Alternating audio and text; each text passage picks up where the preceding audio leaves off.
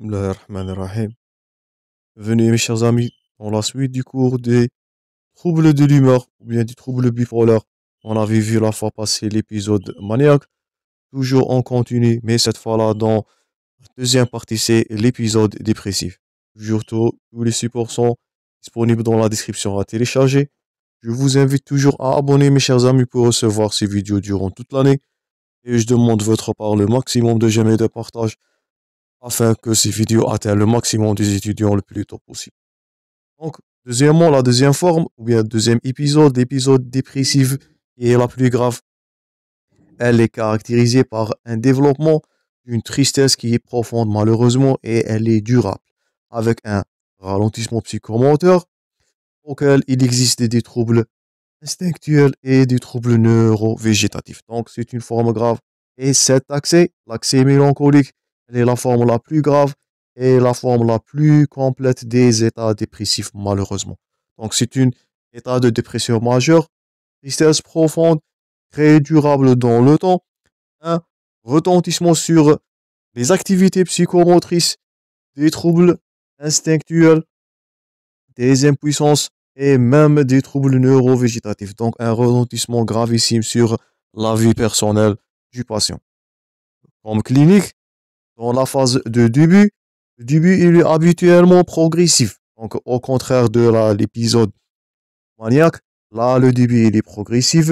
Il s'installe sur plusieurs semaines suite à une période d'insomnie ou bien après une épisode dépressif sans gravité. Donc, notez bien que l'insomnie peut causer des épisodes dépressifs. On va aborder ça dans les troubles de sommeil. Là, le début, il n'est pas grave. Donc, le début, il est progressif. Il n'y a aucun signe de gravité. Suite à un épisode dépressif, une insomnie, parfois, c'est la survenue des événements ou bien des facteurs déclenchants qui vont déclencher ce trouble-là. Le diagnostic serait très facile lorsqu'on trouve des antécédents personnels ou familiaux qui sont similaires. Donc, la phase de début, rien là n'est déclenchant. C'est facile à diagnostiquer grâce à l'existence des antécédents personnels et familiaux. Le début est progressif. Là, c'est un facteur déclenchant. Là, c'est la dépression qui est en train de se construire lors des facteurs déclenchant des épisodes dépressifs, même parfois des insomnies. On va aborder ça. L'insomnie peut causer un épisode dépressif. Mais deuxièmement, dans la phase d'état, là, on va noter l'inhibition qui est très importante, le ralentissement psychomoteur et l'aspect du patient mélancolique qui est pâle, prostré, immobile. Il s'exprime avec un effort, il reste en mutisme, il regarde l'expression de son visage, exprime une souffrance qui est intolérable. Là, on utilise le terme, on associe le terme de douleur morale. Le patient là, dans la phase d'état, il est en souffrance. C'est la douleur morale, c'est le ralentissement, l'inhibition psychomotrice avec un aspect pâle, des retentissements même sur l'aspect du patient et du visage. Le patient, il est pâle, prostré, immobile. Il s'exprime avec des difficultés là qui vont témoigner d'une douleur, des souffrances qui est morale. Donc, après une phase de début qui est progressive, sans signe de gravité, là, elle va s'installer la douleur morale chez le patient là. C'est une souffrance malheureusement qui est intolérable. Le patient aussi, il va se plaindre de rien sentir. Donc, c'est une anesthésie affective là, d'avoir aucun plaisir. Donc, c'est l'anédonie et il s'inquiète de son propre avenir et de son propre passé. Donc là, le patient, il va subir des épisodes anxieux où il va sentir du mal, il va s'inquiéter de son propre avenir, de son propre passé. Tout ça, ce sont des signes devant une dépression qui est majeure. Il va perdre le pouvoir de sentir. Donc là, c'est une anesthésie affective. Et plus de ça, d'avoir aucun plaisir. Là, on est en train de parler de l'anédonie. Donc, le patient, malheureusement, il va avoir des idées délirantes, de culpabilité, de torture. Le patient, là, il va se dévaloriser. Il est incapable, quel que soit, d'être indigne et incurable, malheureusement. Donc là, c'est la phase d'état, c'est la majorisation des symptômes et des signes. Donc le patient, il va subir de la souffrance, bien de la douleur morale plutôt, l'anesthésie affective, le ralentissement psychomoteur, la perte de plaisir là, avec des épisodes anxieux où il va inquiéter de son propre passé, de son propre futur. Donc malheureusement, et là, c'est de la gravité, c'est le risque de passage à l'acte où le patient va subir des idées de la mort qui est présente. Donc là, c'est de la gravité. La mort ou bien là, et un châtiment mérité là, c'est une délivrance. Donc, et il peut devenir obsessionnel. Et ça, c'est le risque du passage vers l'acte. Donc l'épisode dépressif là, donc, comme on avait vu dans la période d'agitation dans les épisodes maniaques, là, c'est dans la phase d'état où il y a le risque du passage à l'acte après des idées délirantes.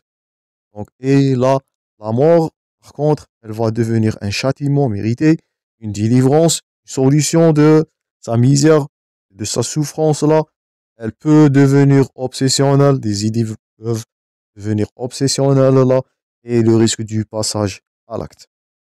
Et bien sûr, les troubles de sommeil, ils sont très présents.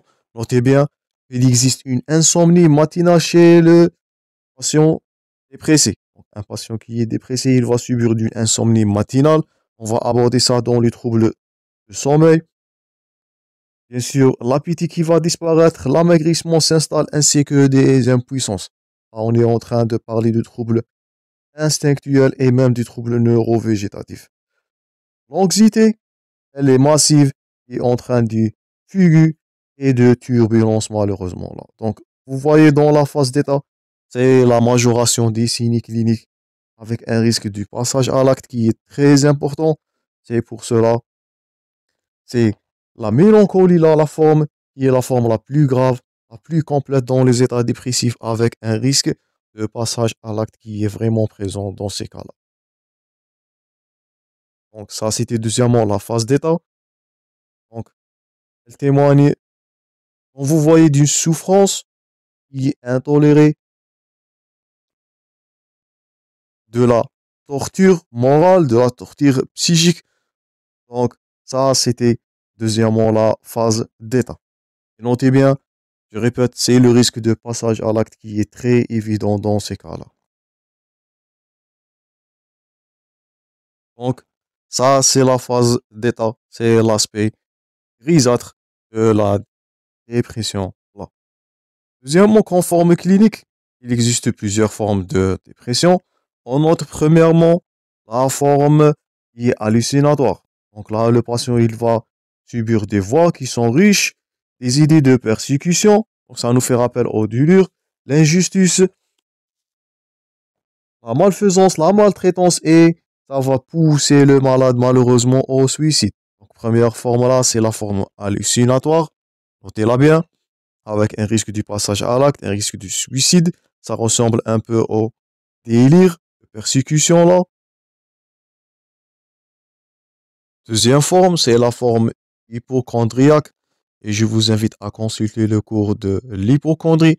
On a vu qu'elle a un retentissement majeur sur la qualité de vie du patient. Donc là, le patient ne cesse pas de se plaindre des plaintes qui sont organiques incessantes. Par exemple, un syndrome de Cotard, les délires de négativation d'organes. Le patient là il va être convaincu de l'inexistence ou bien la disparition d'un de ses organes. Là, c'est une forme grave, c'est de l'hypochondrie et associé avec des idées d'immortalité parfois. Donc le patient peut dire je ne peux pas mourir puisque je n'existe pas. Donc là, deuxièmement, les formes hypochondriaques. Et je vous invite à consulter le cours de l'hypochondrie où on avait parlé du retentissement de l'hypochondrie sur le rendement social, professionnel et même personnel sur la vie du patient. Troisième forme, c'est la forme délirante. Donc là, le thème, il est délirant, il est congruent à des idées qui sont dépressives, des idées de culpabilité, d'indignité et de damnation. Donc, première forme, forme hallucinatoire. Deuxièmement, hypochondriaque. Troisièmement, forme délirante. Quatrièmement, c'est la forme stuporeuse. Et là, notez bien, il existe l'impulsion suicidaire. Donc, dans la forme stuporeuse, donc c'est la stupeur qui va réaliser une suspension de l'activité motrice. Le sujet, il est prostré, muté, son regard, il est fixe. L'alimentation, là, elle est impossible. Et c'est une forme très redoutable, forme grave, car elle entraîne, notez ça bien, c'est les impulsions suicidaires. Donc, en forme grave, c'est la forme stuporeuse là, il y a des idées suicidaires les plus fréquentes. Dernière forme, c'est la forme anxieuse. Donc, un ralentissement psychomoteur, disparaît au profit, une agitation psychomotrice extrême et aussi le risque de raptus suicidaire est très important là dans les formes anxieuses.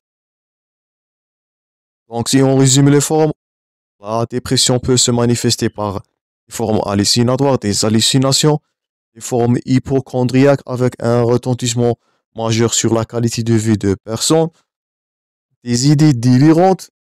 Le délire là va être fixé sur le thème de culpabilité, d'indignité, de damnation.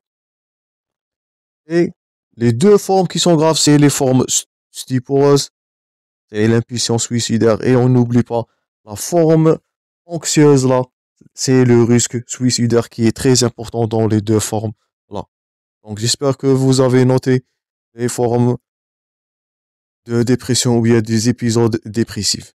Donc là, malheureusement, dans le trouble, ou bien les troubles de l'humeur, c'est la dépression qui a le risque le plus important vers le passage à l'acte, vers le suicide, malheureusement, surtout dans les formes stuporeuses et les formes anxieuses. Avant d'entamer le dernier titre sur le traitement, on va aborder les diagnostics différentiels. Et faites attention là. Donc, devant une épisode qui est dépressive, ça ne s'interdise pas d'un examen clinique qui doit être minutieux, un bilan biologique. Pourquoi? Parce que de nombreuses affections organiques qui peuvent s'accompagner d'une symptomatologie dépressive. Et on note premièrement, comme illustré à gauche,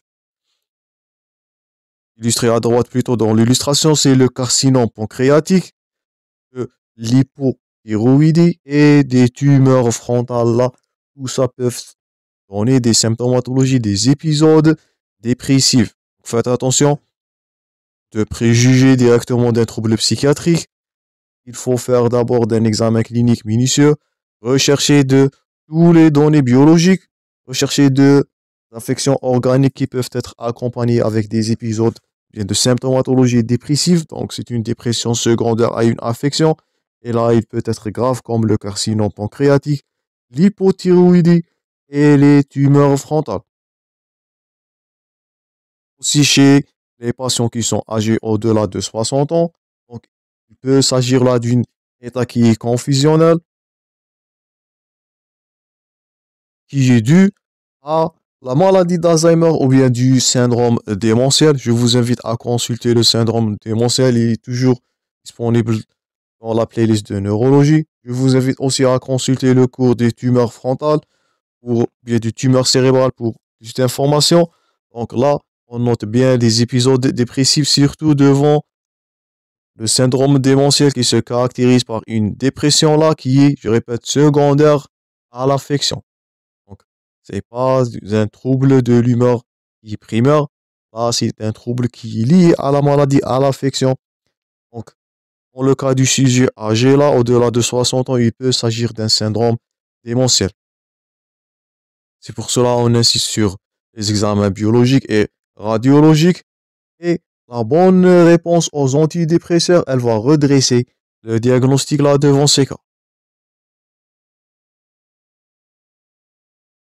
Et parfois, chez le sujet jeune, devant une épisode dépressive, quelques caractères atypiques, des caractères bizarres, des conduites, des discordances. Donc là, vous pouvez être devant des symptômes inauguraux à la schizophrénie. Et je vous invite à consulter le cours de schizophrénie où on avait parlé de termes bizarres. Donc c'est le délire bizarre, c'est le délire atypique, donc c'est la discordance, là, la dissociation.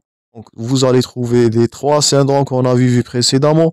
Donc là, la dépression, elle peut être inaugurale d'une schizophrénie. Donc faites attention, ne passez pas directement au diagnostic d'un épisode dépressif avant d'éliminer toute pathologie là qui est organique ou bien générative chez le sujet âgé là, il peut s'agir du syndrome démentiel. Et faites attention chez un patient jeune, il faut éliminer d'abord devant un thème qui est bien sûr bizarre. On avait vu ça dans la schizophrénie. Il peut s'agir d'une forme qui est inaugurale de la schizophrénie. Donc, notez bien tous ces diagnostics différentiels avant de sauter directement vers un diagnostic d'un épisode dépressif. J'espère que vous avez noté ce point-là. Concernant l'évolution, trois quarts de ces troubles dépressifs guérissent sous traitement. 15% entre eux deviennent chroniques malheureusement. Donc, après une longue année d'évolution, donc c'est pour cela on insiste sur la précocité du traitement. Et malheureusement, les cas les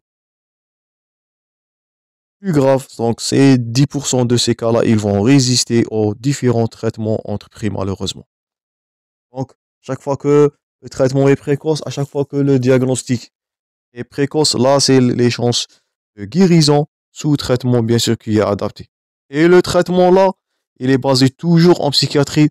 L'hospitalisation en premier plan, elle est indiquée devant les risques suicidaires qui sont très importants, je répète, devant un épisode dépressif, du trouble dépressif, et bien sûr, devant un pronostic vital qui est mis en jeu, devant un refus alimentaire total dans les dépressions majeures.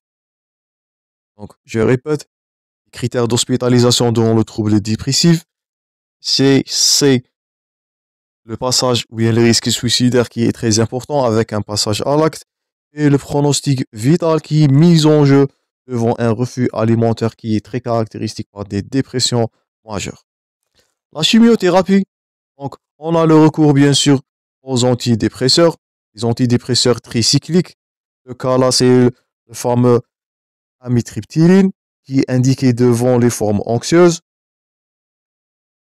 ou bien de l'anafrantil, ou bien l'anafranil, qui est préféré lors de l'inhibition qui est remarquée, donc deux molécules tricycliques, l'amitriptyline dans les formes anxieuses et l'anafranil lors des inhibitions.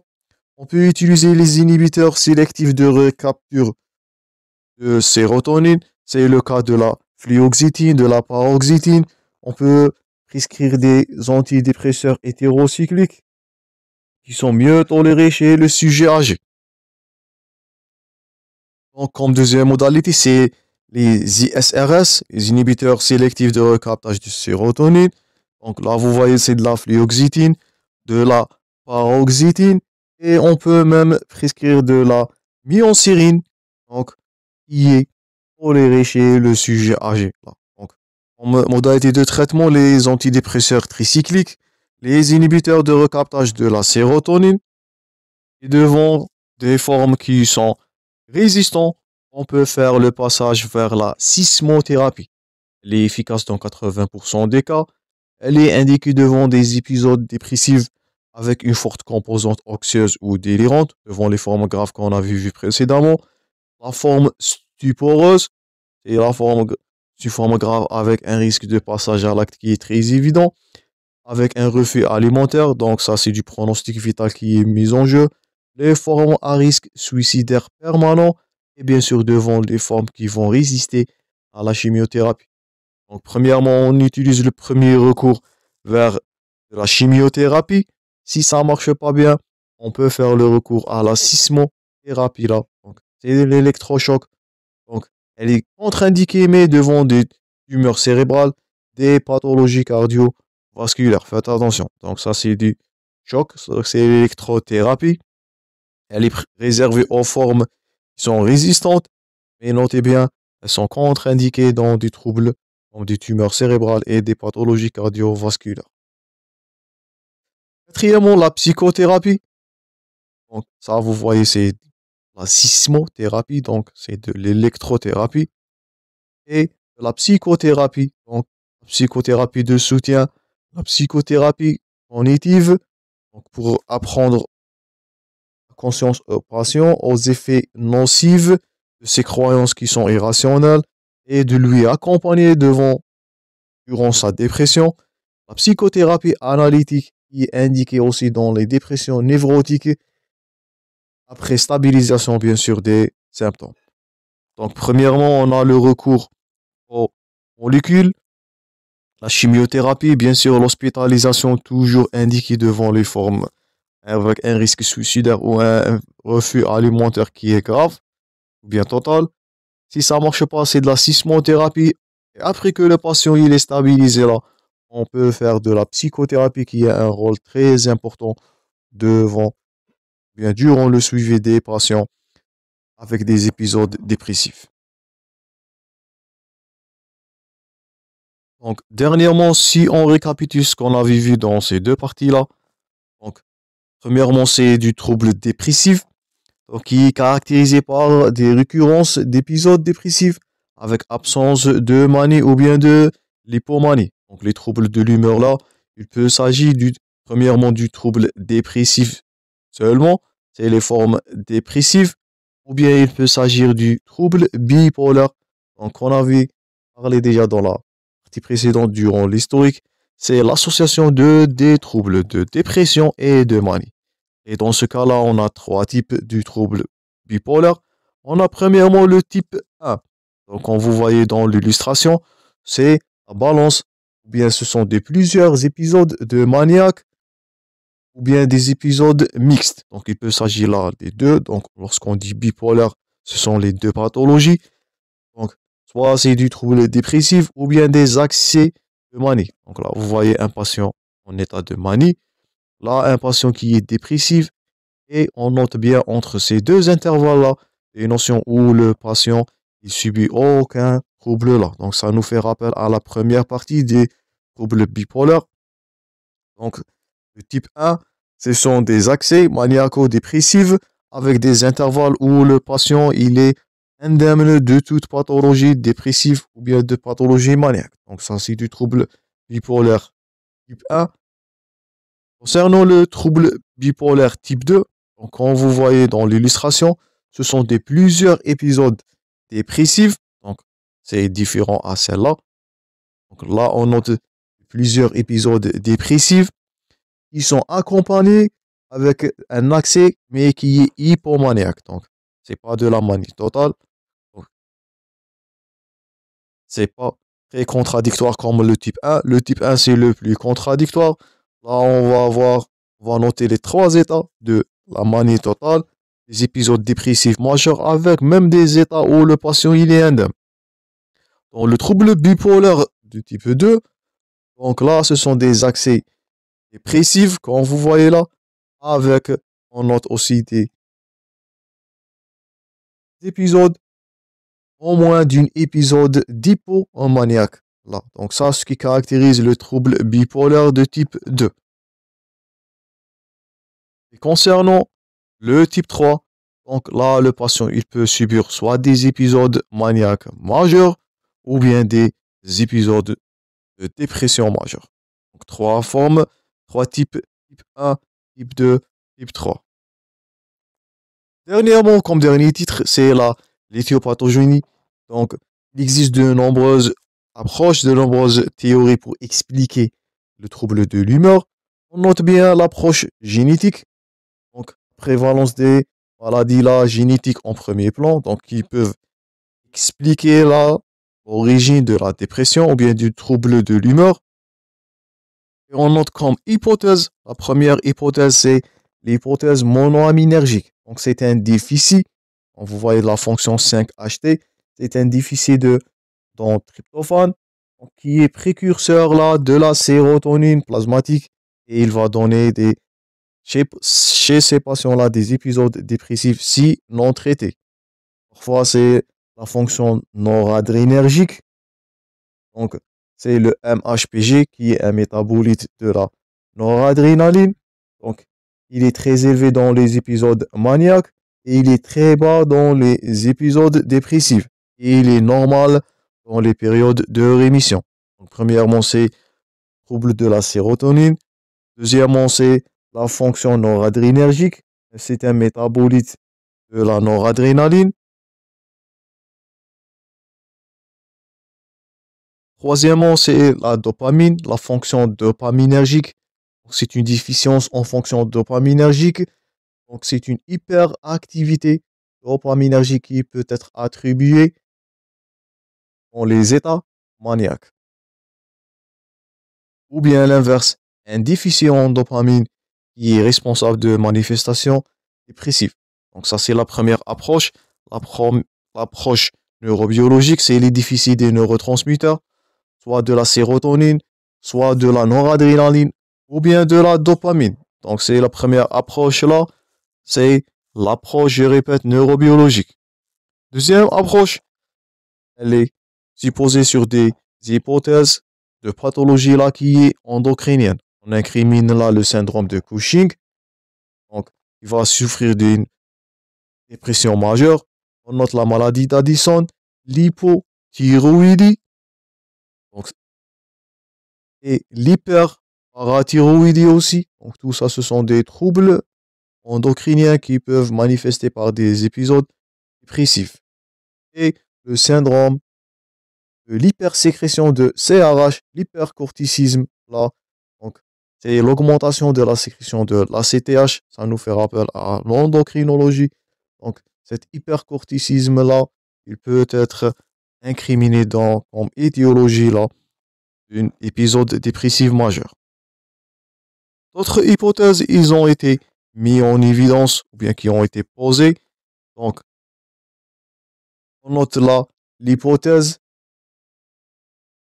monoamine. Elle n'a pas été suffisante pour expliquer là le trouble dépressif. Donc, d'autres neurotransmetteurs qui ont été incriminés avec le temps. Donc, le balance GABA-glutamate, l'influence de la sécrétion du BNDF. Et on note aussi là le retentissement sur l'épicampe. Ce sont les effets neurotoxiques qui vont favoriser les dégénérescences neuronales au niveau de l'hippocampe. Ils peuvent être cause de dépression. Donc, plusieurs hypothèses ont été posées pour expliquer l'origine de dépression. Donc, et dernièrement, bien sûr, on note là l'approche psychoneurologique. Donc, c'est la théorie psychanalytique de Freud. Freud, il a suggéré que la mélancolie serait le résultat d'une perte d'un objet, ou bien de la deuxième théorie, c'est la théorie cognitive. Donc, les conditions dépressives consistent à des pensées automatiques qui révèlent d'une vision négative du soi, du monde et du futur. Donc, plusieurs approches, approche neurologique, approche biologique, même approche psychologique, psychoanalytique, approche cognitive, tout ça ont été posés ou bien incriminés comme des facteurs dans l'éthiopathologie, l'éthiopathogynie de la genèse des épisodes dépressifs. Et ça, c'est notre intérêt de question là. Pourquoi? Car, comme on a vu, c'est le risque du passage à l'acte, malheureusement. Le risque suicidaire, l'obsession des idées suicidaires qui sont très majorées là dans le trouble dépressif par rapport au trouble maniaque. Donc ça, c'était tout pour cette deuxième partie qui a été intitulée sur les troubles dépressifs. Je vous remercie pour votre attention, mes chers amis. Je vous rencontrerai dans d'autres vidéos. Je vous remercie et à la prochaine. Et bon courage dans votre préparation.